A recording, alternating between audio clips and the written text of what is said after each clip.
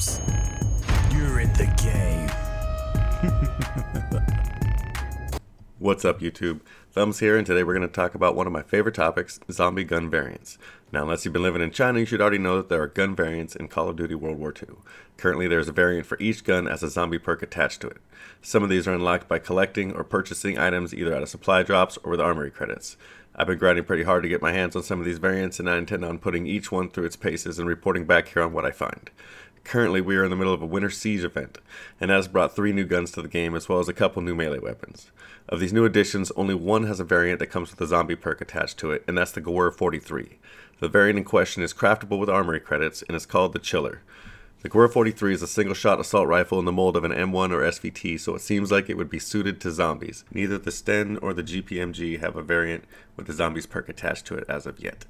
The Chiller is craftable for a very reasonable 8,675 armory credits, at least when compared with the Sten, which costs about 31,000 to craft. As you can see, it says it comes with the Headhunter perk, which we've seen on other guns, and the standard XP bonus in multiplayer, but this gun is actually not telling you the full story. To get the full story, we gotta head over to the zombie menu. Wait, what? I don't know you. Who is this? Don't come here. I'm hanging up the phone. Prank caller! Prank caller! Okay, let's head down to the hole in the basement and make our way over to the zombie menu where we can really examine this thing. In the weapon build kit menu, if you go to the rifle and scroll all the way to the bottom, you'll find the Gewehr 43. Once selected, it will now show you all the variants, not just the ones you have. The only variant that has a perk attached to it is the Chiller. As you can see here, it has Headhunter as advertised, which adds a bonus to the special meter for headshot kills, and also comes with a second perk called High Velocity. This is a brand new perk to zombies, and it increases the bullet penetration and stacks with FMJ. I'm going to unlock this gun real quick and show you the more expensive items. I was able to get some of the cheaper ones from winter supply drops, but I didn't want to wait since this gun is only available to the 2nd of January, and I wanted to give you all a good look in time for you to pick it up if you want it. I'm a little puzzled by the fact they added a new zombie gun perk and didn't even mention it.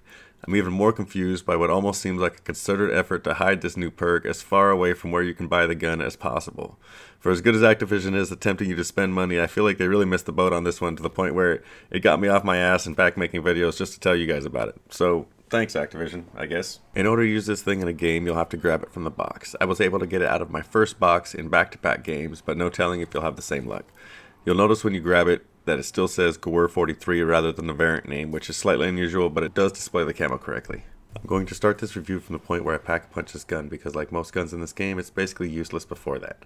That being said, once you pack-a-punch it, this thing is a headshot machine.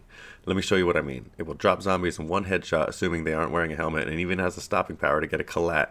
As you can see, my score jump up 200 after one shot.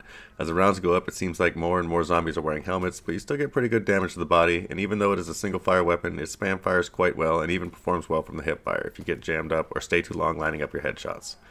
I don't have much unlocked on the PlayStation account right now, so there's no extended mags or FMJ attached. Without those, it has a 20 round mag and 300 in reserve, and it does great penetration damage. The Chiller is still dropping zombies with one headshot on round 21. You'll see some headshot hit markers, and those are zombies with helmets on. This gun really excels if you can line the zombies up in a straight line or bring them through a narrow choke point where you can take advantage of the high velocity perk. If you look at the bottom, you'll notice I don't have double tap. 21 is the end of the one headshot range without the extra damage blitz, and it still drops hordes well without it too. So here on round 28, it is still exploding heads in one shot with double tap. It still handles the big bastards with relative ease, although it begins to struggle against the Brenners after round 30 and these idiots soon after. I feel like this is true of most guns in the game though, so it's not a huge concern for me.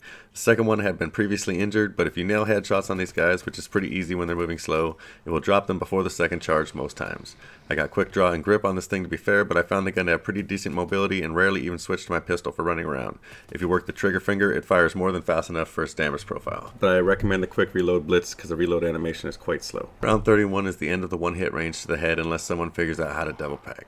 It still drops a line of zombies pretty effectively as well. If you pay attention, I one-shot a zombie creeping in from the left side. I used this gun almost exclusively up to round 36, switching to the 1911 when I ran out of ammo to cover me on the way to the sewer, but it held its own on pretty much everything. Extended mags would be a huge boost for this gun, and I would be curious to see how it performs with the added headshot damage mod for free fire. Insta-kill really highlights the penetration on this weapon. Anything in line across the map, it's dropping. I had a ton of fun using this weapon, and I highly recommend picking this thing up while you still can. Hopefully this review helped you out, and hopefully you got enough armory credits to grab this beast. Slap that like button if you got a free second, and let me know down below which variants you want to see broken down first. I got a few already, and I'm grinding those armory credits for more. See you on the next one. Deuces.